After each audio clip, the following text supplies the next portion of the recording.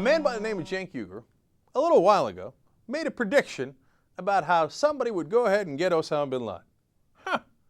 Well, let's check that prediction out, see how good it was. I think, given that the Pakistani army is going into South Waziristan, given that Osama Bin Laden has already put out a tape back in January, right before the inauguration, saying, hey, we need money. Can somebody please send us some money?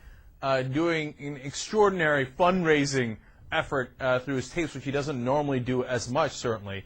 And it tells me that he's running out of money, given that the Taliban and Al-Qaeda in Pakistan have overstayed their welcome because of terrorist strikes inside civilian areas, in the cities, and in rural areas, and killing tribal leaders inside Pakistan. Their hosts are not as welcoming as they used to be. And now, given the new fact that the Pakistani army is actually moving into South Waziristan to clear out the Taliban and Al-Qaeda, and given that Bin Laden and Zawahiri are most likely in Waziristan, when you put all these things together, I believe there's an excellent chance that Osama Bin Laden's time is up. Go ahead, you tell me what I told you. All right, just calm down for a second. Were there a lot of those parts that were not exactly right? Yes. Were there parts that were exactly right? Yes.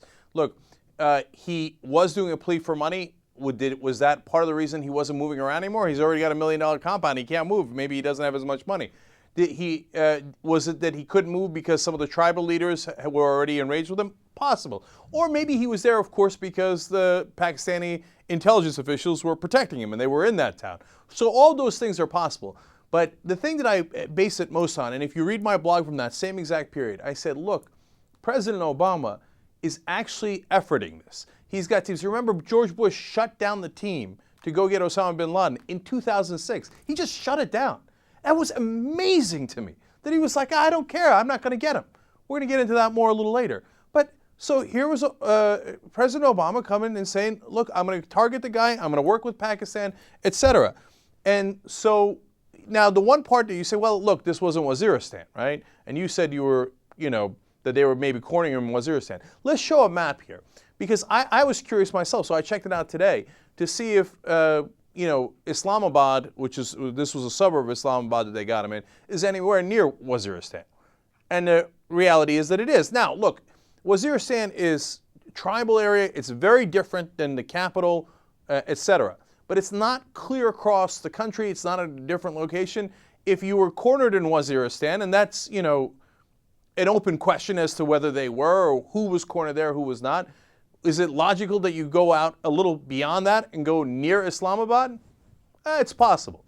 So we got some things right, some things wrong. One thing that we definitely got wrong was the timing. So let me show you what I predicted back then. Clip number 2. Now, doesn't mean tomorrow, might not mean a month, but I'll give him a year.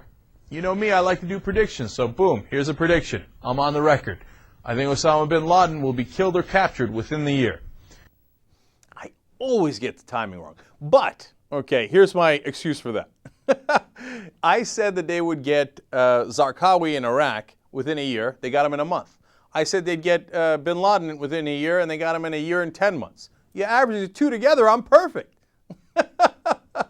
All right, that's weak sauce. But anyway, the point was, look, I think that he's in a bad spot, and I think we're doing a good effort. Now, final part that was right was about the military compound. That was the part that was most right. Here's the last part of that prediction. Look, they need a compound.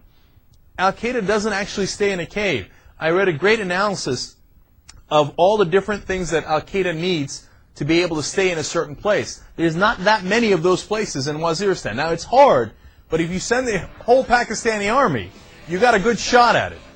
I think they're going to go to get him, and I think they might actually get him. So we'll see if I'm right. So a couple of things there. One, it turns out they did not send the whole Pakistani army to get him. That report was wrong. It turns out he was outside of Waziristan, not inside as we just showed you. But the part about the military compound was exactly right. Because when they went to look, and that's why they were so convinced that bin Laden was living there, they're like, they burned the trash, they got no internet, they got no phone, even though it's $1 million compound. It's got 18-foot walls. Who the hell could be inside there? The guy inside there never comes out except for this courier guy that keeps going back and forth, who we've already connected to bin Laden, etc. It was the compound that gave it away. And credit should be given to the guy whose analysis I read. But look, that's what we do on this show. We read a ton of stuff, and we try to connect the dots for you. And sometimes the dots aren't exactly in the right places, and it doesn't turn out exactly as you think. And other times you go, well, you know, when you connect those things, it looks like this is the most likely set of occurrences. And I think there we got to the most likely set of occurrences in a slightly different location and a slightly different time. But I think the idea behind it was right. Score one for Uygur.